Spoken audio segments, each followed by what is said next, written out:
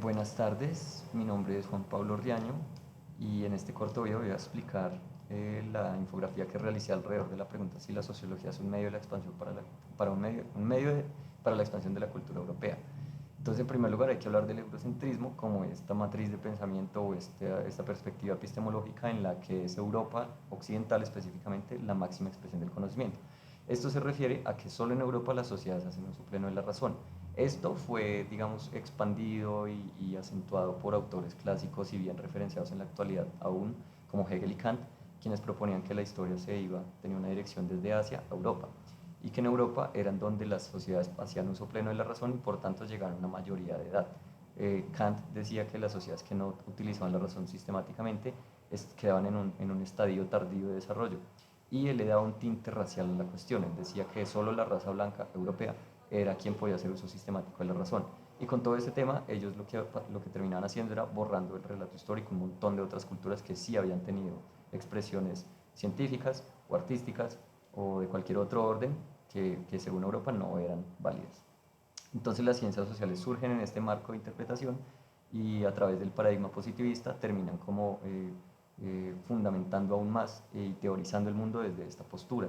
Entonces autores como Weber, Durkheim, Marx incluso y muchos otros teóricos que son clásicos, que así se les llama, y fundamentales en la construcción de las teorías sociológicas, parten desde estas posturas positivistas. Con ello, ellos moldean las características del uso de la razón como requisito para producir conocimiento sistemático.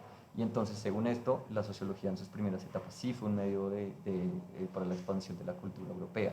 Sin embargo, en el texto que nosotros revisamos, hablábamos, bueno, el autor mencionaba que a pesar de ello sí existen oportunidades de emancipación epistemológica, lo que habla de subvertir el orden de la construcción del conocimiento. Entonces, no solo es hacer uso sistemático de la razón moderna, sino también, por ejemplo, dialogar entre saberes, rechazar esa uniformidad de la construcción del conocimiento, y pues a través de este rescate, digamos, de los valores que negó la modernidad, podemos, por ejemplo, situar centros diversos que pueden servir como punto de partida para los análisis.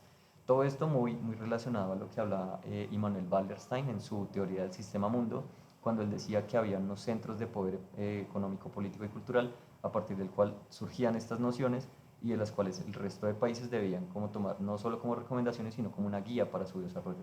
Eso lo que hace es negando la autonomía de autodeterminación de los pueblos y, digamos, condenando a los países y a las naciones del mundo a una sola vía de desarrollo que es útil para esos mismos centros de poder. Y ya, muchas gracias.